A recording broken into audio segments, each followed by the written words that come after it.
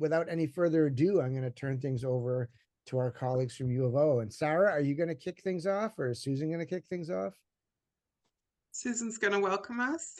Okay. I'm going to welcome you. Hi, welcome to What's the Story, a memoir writing class. So here we all are.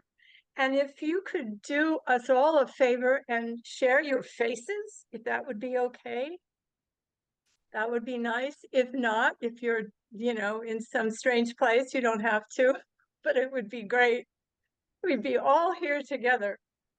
I'm going to share after the University of Orange what the class is about and sort of how we go about it. But let's let Sarah talk about where we're from, the University of Orange.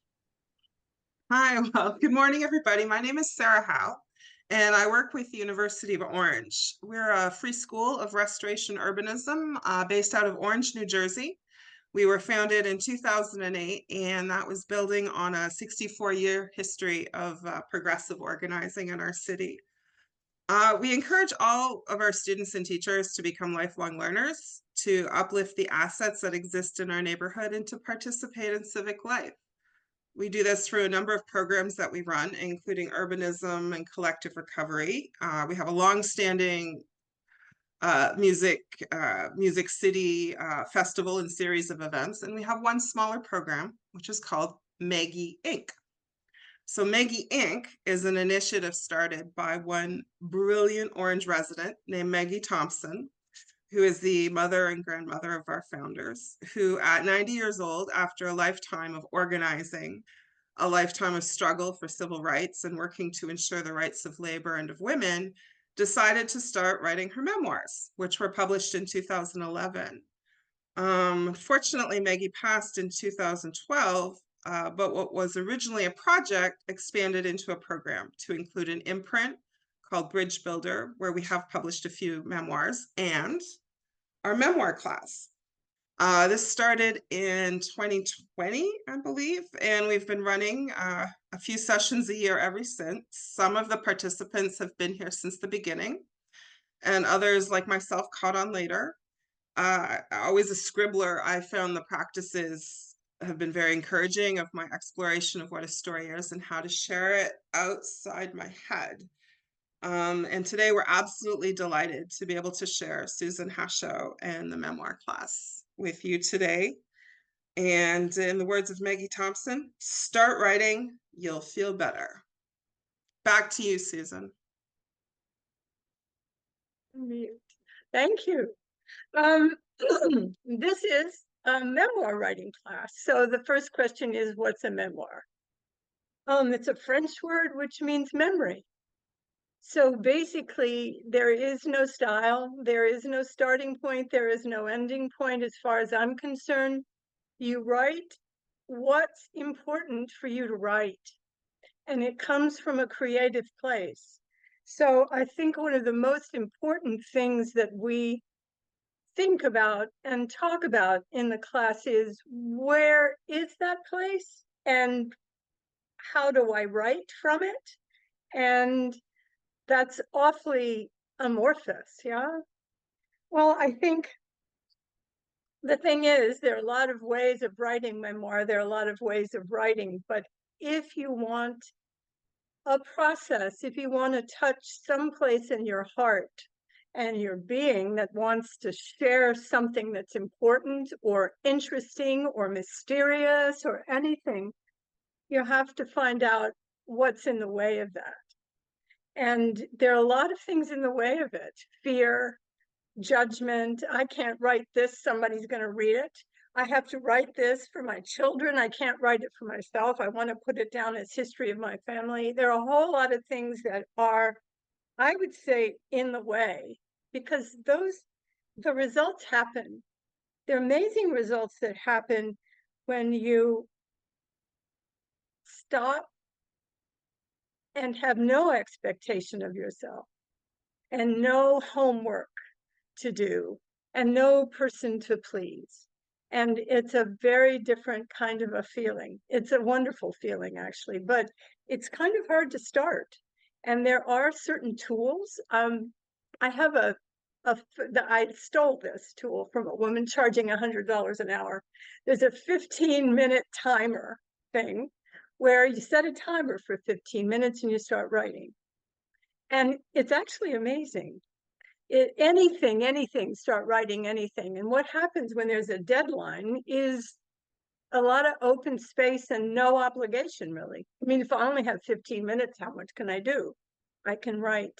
And what happens in 15 minutes often is I find myself writing something that I didn't know I was going to write, or something I didn't know I cared about. And that's where it's a good place to start. Also, if you can't find out where you want to start, that's okay. Don't think. I mean, the best thing is to breathe, sit with a pen, and write what you're having for breakfast. I'm really literally saying just start. And in the class, we then encourage each other in the feedback or just during the term of the class. Oh, no, that's great. Or where do you want to go with that? Or what are you not saying? There's an encouragement, not a criticism. So there's a lot of trust here. And it's not always about, oh, if you've made the second paragraph a little bit shorter, it would be, first draft, second draft, third draft, or for things like that. So I want to encourage you all to think right now about where you would start if you have an idea about where you would start writing. And I have 3 beautiful writers to start, and then we're going to take a break, and I'm going to ask you to tell us what you're going to write about, or what your issue is, or you don't think you can write. I mean, we'll just do a conversation. Okay, so our first reader is Carol. Carol Hi. Stevens. Yes. Hi. I call this 1287. The tree was a good listener, majestic, solid, and strong, a bit of greenery in the midst of tenements. From my seat on the stoop of 1287 Franklin Avenue, the tree made me feel rooted and protected, as did this South Bronx neighborhood before it became a crack-riddled slum. Throughout most of my childhood, the vibrant neighborhood teeming with adults and kids felt safe, and I felt a sense of belonging. Everybody knew me and my mother, and we knew everybody. Can Carol come out to play? My friends yelled up to my window, and I'd run joyously down the stairs to join them whenever I could. We skated and played stickball. I loved to jump double dutch with the girls, but I also enjoyed the rougher boy games like Red Rover. On hot nights in the summer, whole families sat outside on boxes, and we kids continued to play. I had to walk past the tree in order to get to the library, my special place, even after the incident with the tall lady. The library expanded my world beyond my block, and because it was so close, I could visit anytime. I went a lot. How else would I fulfill my goal of reading all the books in the young adult section? I was 9 or 10 when the incident happened. My father had already been gone 2 years. When my mother told my father how well I was doing in school, he said, "Of course she's smart. She's my daughter." That was his gift, and I had to live up to that standard. I had just finished reading all of the Ramona books and had not just moved on to more mature novels like Jane Eyre, Wuthering Heights, and Daddy Longlegs. Looking up at the tall, well-dressed woman, I thought she might be a new librarian. There was no greeting. "Why are you bothering to read, you little nigger?" she snapped. I was confused. She continued, "Don't you know you people are inferior?" I felt slapped, but I responded in my little voice, heart pounding. "I don't agree with you," was what I said. I couldn't understand why an adult would be so cruel to a little girl. What threat could I pose to her by reading? Why did she hate me? Looking back at my response, it might seem brave or confident, but I didn't feel either. What she said made sense to me. This was why colored people were poor and white people were rich and in charge of everything, why there was no brown kids on Mickey Mouse Club or on any TV shows I watched. I envied and embraced my friend's Puerto Rican culture. I wish I didn't have to identify with images I saw on TV of children who looked like me being set on by dogs and water hoses and a governor with a rifle blocking his college door. This was reality, and I accepted my place. I ran home from the library that day, clutching my books. I buried the tall lady's words deep and didn't tell anyone except the tree. But on that day, on my stoop at 1287, I felt safe and hopeful. Thank you.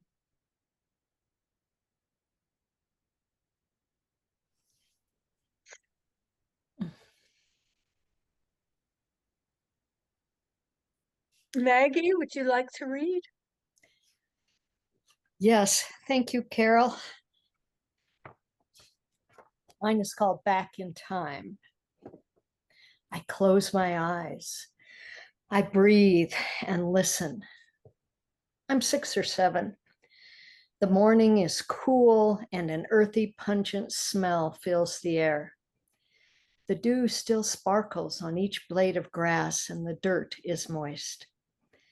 The plants are greening and blooming, reminding me it's spring. The meadowlark calls to me, and I know I'm home. It's time to run across the street to the park my grandparents planted. I hang from the monkey bars for a bit and run, but mostly I swing. I swing until my feet touch the sky and I see the world upside down, and I revel in the tingling, tight excitement in my stomach. I right myself, and at the just right moment, I let go and I leap from the swing to land and lie in the sweet smell of earth and grass and cool air. This is my place. It is a place I know and feel and understand. I have honed my running and swinging skills in this place. I feel safe. I feel at home. I belong here. Today, I close my eyes. I breathe and listen. The morning is cool and I inhale the earth's pungent smells. The plants are greening and blooming and reaching out for this new season. The meadowlarks call. They call to me over and over. And once again, I'm 6 or 7. I'm not 75 and taking a morning stroll in the fields near my home in a different town. I'm 6 or 7, and I know it's time to run across the street to swing and run and play in the park my grandparents created just for me, I'm sure. The meadowlark always calls me home, calls me to where I belong, and I am calm. Thank you. It's wonderful. Sarah? Yes, Susan. Hi. It's me again. So I'm going to read to you a short piece called My Oldest Friend, My Oldest Companion. It has been a while since we last shared time. I miss you, my darling. You were by my side longer than any other. You were my everyday. We went out for good, scandalous fun for years. I mean, going out on the town together was much easier when I was younger. But even as we aged, we were fine staying in for less ruckus and sensible evenings with trashy television and glasses of wine. It was always you I turned to when I fell into my passions. And then it must follow, as the night does the day, you provided the comfort for every dispassion when my choices proved once again that I should not be making them. For years, every interesting, eccentric, and absolutely mad person I knew I had met through you, and damn, I always look good doing it. We traveled the world for 35 years together, old friend, and we had some adventures and a few scrapes. Not one day has gone by for the past 5 years and 14 days that I have not thought about you and what a great pair we made. I knew we would.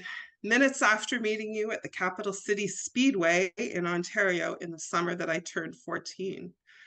You deeply held that girl who scored an A, 8 out of 10 on the Adverse Childhood Experience Questionnaire, managed the chaos of her life. But it is only now that I can manage myself without you, dear Benson and Hedges Deluxe Ultralight Menthol 100s. Of course, I knew the health risks, even before there were labels on packages. But I know of the playbook and how we were all lured in. But why do you think so many people chose you? Because you really are great. Better than therapy, as I claimed for years. You were my break from my work to go outside and moderate my breathing. You help general stress management and instant relief in a tough time. But I know that after 35 years together, it is likely you that will eventually lead to my end. And I don't feel any better. Neither my taste buds nor my sense of smell have changed. And I gained a lot of weight. And it has not been a great spell. I've spent 3 of the last years in mental crisis and losing myself. Was it losing you? The COVID, the lockdown, living with an addict, menopause, culture shock? I can't parse these out, but it hasn't been great. But I have not gone running back to your soothing, delicious, minty embrace. Funnily enough, my decision not to smoke is also rooted in my childhood. When I was quite small, I spent every second weekend with my father and his partner at the time, who was a Shatner, yes, of the Montreal Shatners. And her cousin was in a little show called Star Trek, and we watched it every second Sunday morning. And that is where I met Mr. Spock. And I knew that I liked him. Logical, whip smart, that voice, and great hair. And thus began a lifelong appreciation of all of the works of B. Leonard Nimoy and loving him best as Spock. Before he passed in 2015 from chronic pulmonary disease, he campaigned heavily on the impacts of smoking and implored people to quit now. It is never too late, and the consequences are real. And as I was moving across the world in 2019 to live in another new foreign country, with his words in my head, I decided that I was not going to be a smoker here. And then I wasn't. That is some Vulcan mind meld sorcery. So, dear Benson and Hedges Deluxe Ultralight Menthol 100s, I will never forget you, but our time together has run its course. Thank you for everything. Thanks. Thank you. Well, now what do you think, Eric? Should we invite people to ask questions or have writing ideas or Yeah, so I think, say- I think your earlier discussion about, just starting, right? Getting out of your own way and just starting. So even if we don't have, we have an hour session, we don't have hours and hours and hours, right? But I think giving people a chance to just start, right? Or to get out of their own way. We can try that for a few minutes. If you have suggestions about that. Sure, just whoever would like to talk about it, ask a question, or say maybe very timidly what you would like to write about, maybe, and anything. May I ask these ladies a question? Did any of you have creative writing in your past, or you just produced these from this memoir writing class? Wow. Yeah, none. Yeah. Just start. Right. Just So, start. right. So one of the reasons that I was, I have a question. sure. Yeah. Go ahead. How did you guys decide what to write about? Anybody of us, say. Yeah. Liz, think- how did you decide? Whatever was scratching my brain. like it was either the first or second, like I've been in this group for 2 years, over 2 years, and it was the first or second one that Susan said, I was stuck. I knew I wanted to write, but I didn't know where to start. And Susan said to write about any time I had taken a risk. And that just gave me permission to write about things that I had been telling myself I didn't have a right to write about. Right. So I was going to say, one of the reasons that I was so interested in having these folks come is that we know from general pedagogy, particularly adult education pedagogy, right, that if we're talking about reading, we want to model ourselves as lifelong readers, right? Showing our students that we read, that we think about reading, right? We want to model ourselves as lifelong learners of vocabulary, right? So that when there's a new word that we come across, that we're excited about that new word. I just learned one recently, I'm trying to remember, mullilation. Are any of you knitters? Apparently this is like, for some sheep, they snip like this fold in the back of their skin. It's really cruel. And I was in a yarn shop and it said they didn't do that. And I was like, oh, I'm glad that you're not doing whatever it is. And then they had to explain to me what it was, right? So like modeling ourselves as lifelong learners of language. And if we want to encourage our students to be writers, I think we also, can model ourselves as writers as well, right? And so in that same way, we encourage reading and vocabulary, we encourage writing.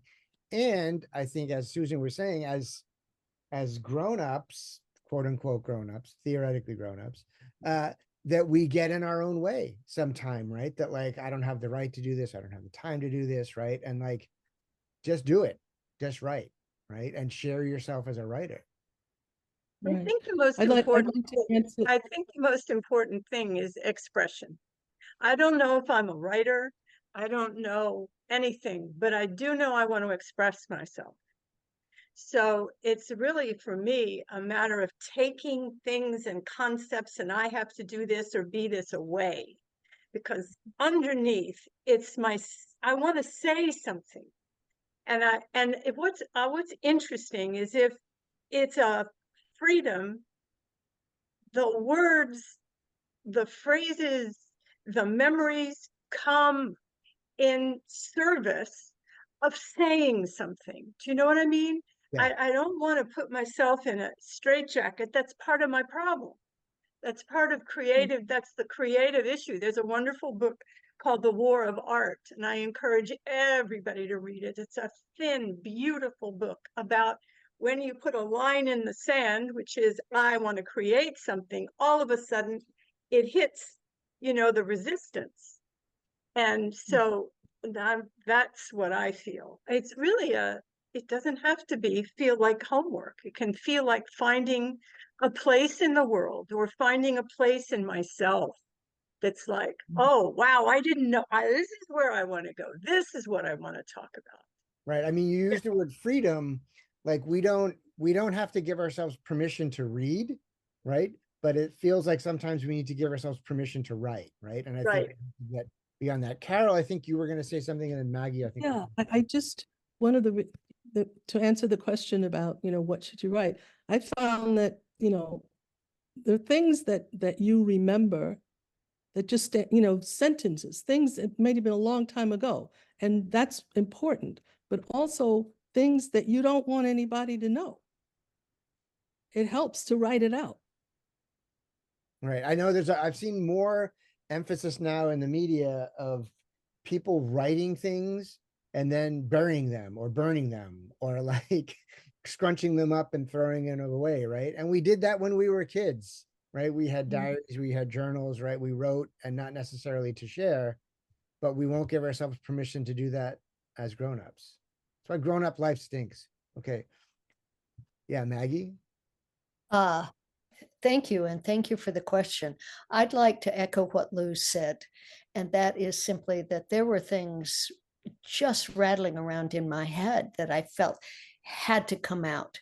That's where they come from. But the permission that I found with my group, because it's a very trusting group and very supportive, is I didn't have to have an agenda in terms of, well, I need to start here, and then I need to tell this story, and I need to tell that story. Whatever came into my head, I wrote. And so not having to do something, as Susan said, gave me the freedom I felt to express whatever came into my head. So that was one prompt. So people that are attending the conference, places that you might want to start, or a prompt that you think would like maybe get you and other people started in an inviting way, right? In an open way and not a directive kind of way. If I can support that. So I have my issues. I'm a bit of a nervous person. And when I first joined the group, Susan was like, just 15 minutes, as she said, that was her $100. And she's like, advice. She's like, just go away and write for 15 minutes. And whatever that is, we want to hear it. And what has become a trusted group.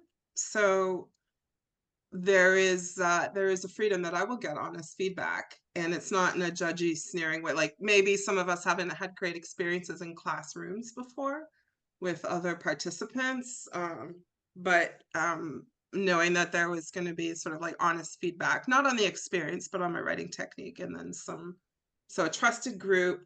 Also inspiration. When I hear the other stories in a reading circle, then I'm like, oh yeah, that's a good direction. So for somebody from my personal experience, that's been a lot of value in that as a student. This came up in the previous session we just had with Nora about students writing in class, and how much easier it seems for students to give feedback when that story is written and people are listening, as opposed to looking at it on a piece of paper, right? Because on a piece of paper, all of a sudden it starts to feel like a class, and you need to evaluate, criticize this or criticize that. Where if someone's telling you a story or sharing a memoir, you're just an audience, right? And you're going to give your response as a listener, not as like a rhetorician or like a linguist. Nobody wants that. So hearing these three, like if you were gonna, give yourself permission to spend time writing just to write, what things might you think you might want to write about? Eric? Kathy. Yeah, Kathy. It's funny because I'm sitting here, and when I was listening to Carol tell her story, we're probably similar in age. I grew up in Manhattan, and so many of the things that, she was talking about, reading Ramona, playing Red Rover, how beautiful the city was back then compared to what happened. But then it makes me sad, and it makes me want to pick up my pen and start writing, because the little blonde girl with the very white face never was confronted with what she had to deal with, I never having, and it makes me want to like sit down and start. I feel almost guilty that I wasn't even aware of what a child like that was going through when I had this, beautiful existence, but what she had to, be confronted with. And I think, thanks for sharing that, Kathy. And I think this speaks to Susan's point earlier, right? Which is that when you hear somebody else's memoir, it can lead you to that. And I would guess that hearing Carol share her story is much more evocative for you than if somebody was like, all right, Kathy, I want you to write about a time that you felt guilty, or like, you'd be like, wait, what am I supposed to say? Right. But if you're listening to Carol, you're allowed to respond in a variety of ways, right? And not just like, you have to answer this question, Other thoughts that people are hearing some of the memoirs or the discussion, places that you think you might want to go, or things that maybe about regret. Okay. My family and I have a group chat, and my cousin had posed the question, what regret do you have growing up that made you become the parent that you are? And some of the things that was shared was like not having enough money to go to activities. So that's why they put their children in school activities and trips and so forth. So I would think about, you know, my childhood, what regret I had, and then how it dictate the parent that I am today. All right. And I think as you're saying, that could go a couple different directions, right? Like Mhm. not having any money, you can't really control that, but other decisions you made, yeah, you can reflect on those things and it can go other places. Yeah, Lauren? When I was listening to Carol, but one of my thoughts was she started with like a place that made her feel safe. And then even as she was facing like hostilities in the world, there was her neighborhood felt safe and why she felt safe there. Yeah. So where do you feel safe or what is it? Yeah. Yeah, Linda? Oh, you're muted. You're muted, Linda. Thanks. I think one of the things that was so important for me was to find a group where I would feel safe. Writing is a really lonely activity, and at some point you feel the need to go out into the world and maybe experience some compassion. I've done a lot of professional writing, academic writing, but personal writing is really very different because you're extremely vulnerable, because you're exposing yourself. And you also have to learn to let go. You can't control the material. You start moving the pen on the page, you have no idea where it's going to take you. And so when you're just starting off, that is very, very daunting. And I can remember when I first began working with this group, I thought, oh my God, I'm a terrible writer. Listen to the others. They're so fantastic. But with time and with encouragement, you do learn to discover your own voice and tell your own story. And you learn to appreciate for that very reason the effort and the thought and the compassion that goes into the writings of the other people in the group.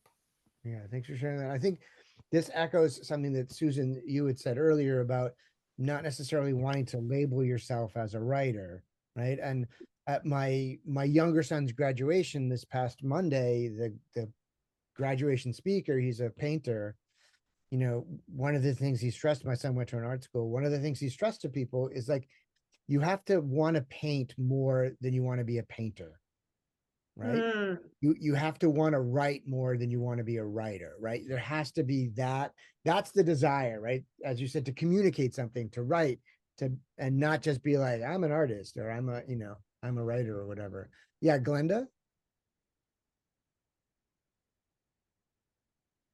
There are two questions I noticed. I wanted to thank Carol, because as soon as she said about the lady, immediately I got flashback of a person that after I had done, my family was into poetry reciting, and I was in an integrated church, and the lady said to me, "You are a credit to your to your race." And my immediate response was, I want to be a credit to my race, but I want to also be a credit to all people. And from that one incident, it took my whole life into reaching out to all ethnic groups rather than just being confined, even though I'm very culturally aware of the tension and that which is going on. So you hit a spot with your sharing. So I wanted to thank you. Thanks. Linda? I don't want to write about it because if I write about it, then I'm gonna get mad. So thank you. Thank you. I see Yeah, but that if you get mad, Glenda, if you get mad, it's gonna hit some vein of gold. Do you understand? Yeah, You well, I get got have some very mad. energy to keep writing through, boy, and it becomes really, there's nothing wrong with that. It's energy. It's good energy, that anger. Anger can be a I just power. want to say, sorry. Thank you.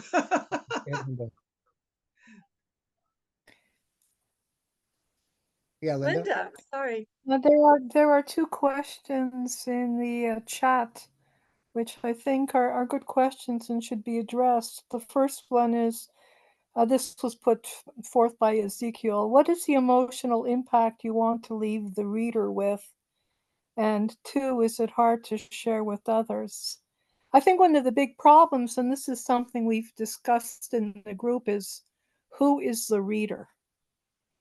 And you go through some anguish at some point trying to decide who you're writing for. In the beginning, when I started writing memoir, I thought I was going to be writing for my kids because I wanted them to know something about the world I had come from, a world which had largely disappeared. And then after a while, I realized my kids probably aren't that interested in what I'm about to say. I'm going to write for me. So for the first draft, and everything I'm doing is a first draft, I'm writing for me.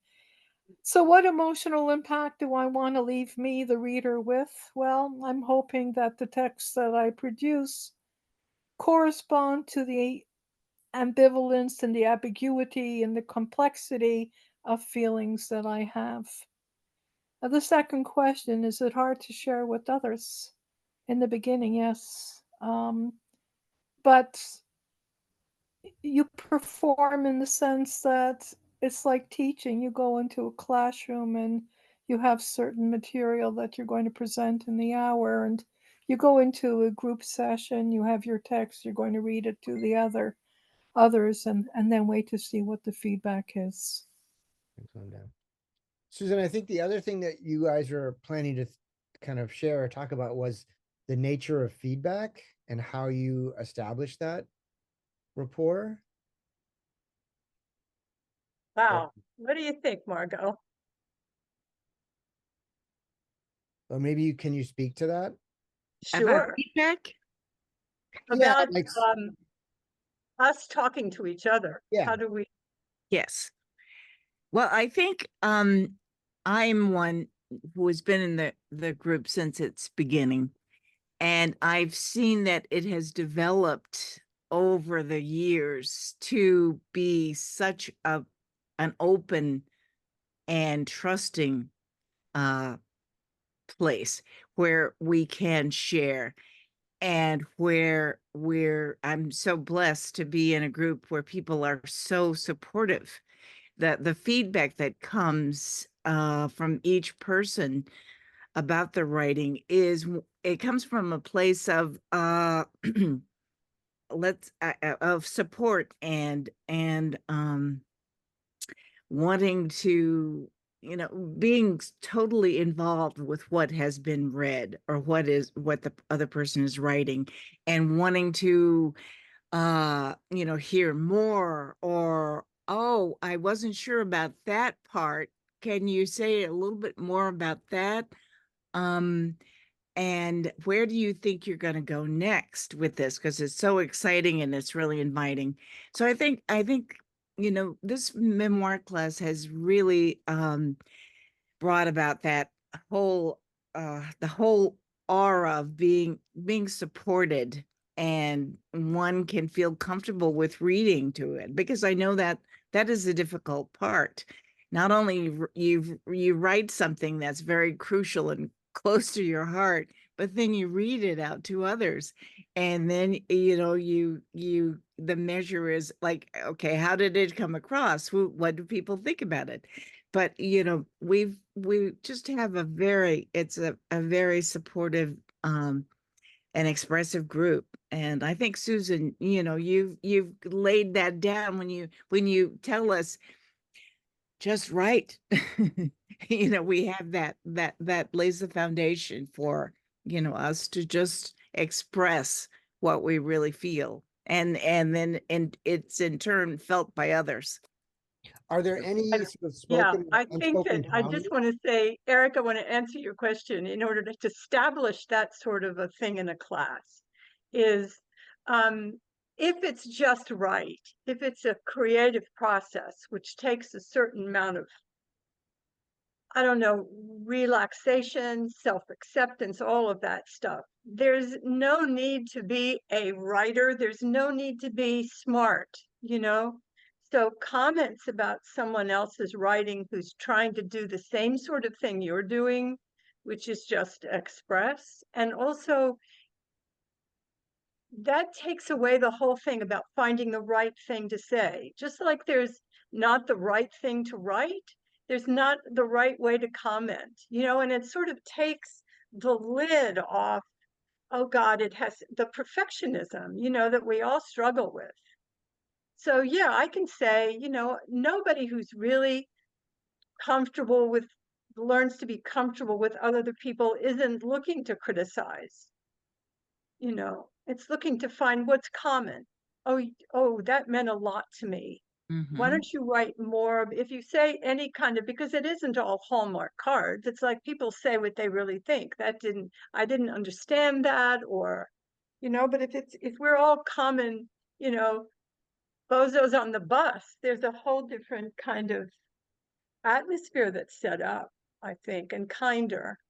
Yeah, I mean, I think one of my pet peeves is the phrase constructive criticism, right? Because that's just redundant, right? Like, criticism doesn't mean saying what's bad about something, right? Criticism is like what you think, what works, what doesn't work, what's interesting, what's confusing, right? If it's constructive, you're just harshing on somebody, right? So, but we hear the word criticism and we immediately go negative, right? I often do this with my students at Montclair State. I'll read them a piece by a, you know, K-12 student. I'll be like, all right, so what's your feedback? And the first 10 things they say are what's wrong with it. And I'm like, if you were your student and the first 10 things somebody said about your writing was what was wrong with it, would you ever want to write again for the rest of your life? No, right? So it's not just finding what's wrong, or it's not avoiding what questions that you have about it, right? I mean, like, yeah, criticism doesn't mean good or bad. It means your response that you have to a piece. Yeah, Luz? I think one cornerstone of our group is the level of respect that we have for one another. And that's not to say that we've never had a member join briefly and try to destabilize things. I mean, that happens, you know. But there is a strong culture within the group of that it's not a battling of egos. Nobody's trying to best anybody else. We're all genuinely interested. And a lot of the time, our feedback is telling somebody what we want more of, what we liked.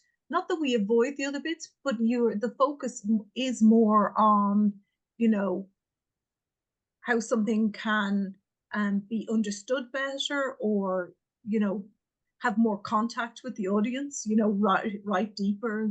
And we also find as well that the kind of more specific we are in our writing, the more universal it is. So, you know, like my daughter is about to turn 23, but she read the Ramona Visa's books. So, you know, something that you might think is kind of specific to a person of a particular age or a particular place or a particular whatever, we actually find that there's huge similarities once you write really close. And I think that the length of time you're with each other is no small thing, right? I mean, like, I've been teaching an intermediate ESL class at Make the Road, New Jersey for a few years now. And there's some students that I've had for a couple of years, right? And so the rapport that I have with them is very different than a student that has just started, right? And so I think sometimes we have classroom structures that undermine that rapport building by being like, oh, you're with this teacher for 10 weeks, boom, next. You're with another teacher for 10 weeks, next, right? And we short circuit that long-term conversation that a teacher and a student might be having. I think you were going to try to say something before. I want to make sure that you get a chance to pipe in. Who? I thought I saw Carol have a hand go up and then come. Carol. Yeah. Carol. Oh, yeah, and I kind of wrote it in the chat. Oh, that, okay. You know, we're different, but, you know, it's amazing how we relate. We can relate to the experiences that we've all had. Yeah. I put it in the chat. Eric, we have 3 more people to read now. Okay. Could we start? Sure. We start Sure. that? Yep. Okay. Luz. Jump. Jump. The best jump. The best blunder I ever made was jumping out of a perfectly good airplane, as my father phrased it at the time. I landed so badly I dislocated my left ankle and broke my leg in 3 places. An intricate examination of the imaging wasn't required to see these breaks. Explosive limb damage was visible on the X-ray viewer from across the examination room. The sublime sensation of sailing steadily towards Earth, slowed only by a circle of silk, was not shattered. My delight with skydiving remained, but was rapidly surpassed by other freedoms these fractures brought. A realization that I might have died, coupled with the impact of powerful pain-killing medication prescribed to numb a prolonged agony prior to surgery to plate and pin my leg back together, forced my head to flip open and my story to fall out. It was as if truth serum coursed through my veins, causing me to casually and candidly reveal family secrets to friends I had only met a few months prior. I heard myself telling tales of furtive name changes and familial fabrications, unmet siblings and unfulfilled needs that I could have sworn I would have silently taken to my grave. Since that day, I have not been able to zip myself back into a silent cocoon of secrets any more than I could jump back up into that plane, 2,000 feet in the air. Thank you. Poetry. Margot. Okay, thank you. Thank you, Luce. Thank you all. My beginnings, an introduction. I am the daughter of Delphine Millicent Slay of the Wajaji Nyunkonska homelands in what is now called Parsons, Kansas, and John Simmons Jr. from the Coasati homelands in what is now called Pulaski, Tennessee. I am the granddaughter of Nellie Mae Bluing from the homelands of the Shawanwaki people in what is now called Shelbyville, Tennessee, and Henry Slay from the homelands of the Wajaji Nyunkonska people in what is now called Parsons, Kansas. I am the granddaughter of Della Dickerson and Mr. Weinstein from the homelands of the Shawanwaki people and the great-granddaughter of Mary Bluing from the homelands of the Shawanwaki. I am descended from the ancient peoples of these homelands and homelands on the continent of Africa. I pay homage and honor my ancestors for being with me at all times and making it possible for me to be alive at this time on this planet. Their blood-drenched homelands nourish the roots of the plant relatives that flourish on this planet. When I look up at the trees, when I see the grandfather boulders, the flowers, the birds, and all life forms, I see my ancestors. Their spirits fly freely and inhabit all of earth, sky, air, and water. I was born with a call. My maternal grandmother, Nellie Mae Bluing, reached in and pulled me out when my mother's body shut down and refused to push any further. Over the course of my life, I've realized that it was my grandmother who made it possible for me to have life when my mother had insisted on having her second baby at home. Her first baby, born 13 years earlier at home, had not survived the birth journey. Yet my mother insisted on a home birth for me, her second child, in the way that her ancestors had done for millenniums. As the story goes, when my grandmother brought me forth from my mother's womb, I was covered with a thick membrane, which historically has been named a caul. My grandmother, Nellie, said that I was born with a veil on. It was a thick membrane that covered my head and shoulders. Nellie took the veil or caul off and must have thrown it away or disposed of it in some way because I never saw it, although my relatives talked about it all during my years growing up. I've read that people who are born with cauls are always looking for them or something if they do not have them. Some people manage to keep them somehow. I've thought that perhaps that's why there's always seemed to be something missing in my life, and I have a fear of abandonment. Whenever I'm separated from loved ones for any length of time, there's a deep ache in the center of my body beneath my heart, a sadness, and I start to miss them even before we're apart. I was descended from a long line of very strong matriarchs from what is now called Tennessee and Kansas, mothers, grandmothers, great-grandmothers who were warriors for their loved ones. That warrior spirit has always permeated my very being and runs deep within me and my relatives. It is through that spirit that I have learned what being a warrior really means. That it means that one can be a gentle soul and still stand up and even fight for oneself and one's loved ones. I've learned from my ancestors that being a warrior for love and peace is very different from being a warrior for hatred and war. That's it. Thank you, Margot. Thank you. Thank you. And now we have Linda. Okay. I'm going to black out my picture because my bandwidth is low. 1 second, let me stop the video. And my piece is called New Life. In this city of the dead, the residents still carry secrets. I stand before your marker, Yenta, surprised and humbled. You tower over me in Edwardian grandeur, coldly resistant to time, your chiseled script as sharp and fresh as on that day 100 years ago. Looking at you, I remember the sign at the entrance. No leaning against the headstones it read, and instantly I imagine you toppling over, crushing me, as if I were not already flattened by history. But surely you wouldn't crush me, would you, Yenta? I am, after all, your new-found flesh and blood, or at least 1/8 of me is, and that eighth feels no less marooned than the other 7/8.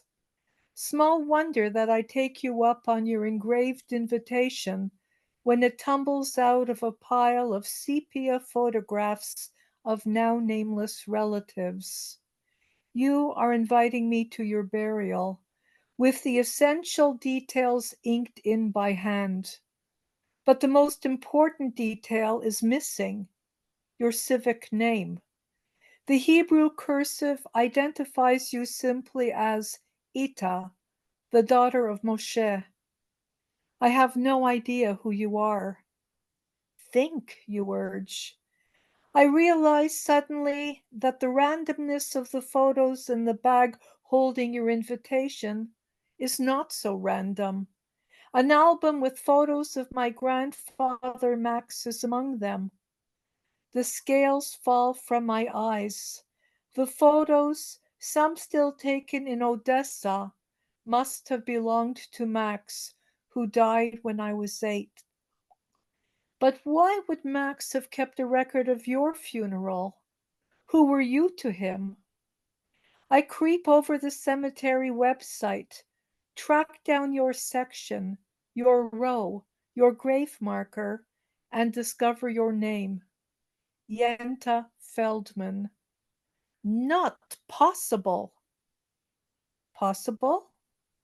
What if Max and his brother Gershon weren't the only 2 family members who came to North America? You send us back to the arrival papers for Gershon, papers we had already reviewed. Apparently, not thoroughly. Sure enough, there you are, no longer an overlooked detail. You accompanied your son Gershon, still a teenager, to New York. Both of you were going to the home of your son-in-law, which means you also had a daughter, still nameless, living in New York too. It's cool and sunny the day I visit you in April. I am a small black fleck in a rolling ocean of mostly white stone. Finally, I find you, dark lady, off to the back, half hidden by shadows. I ask myself if Max made it to your burial.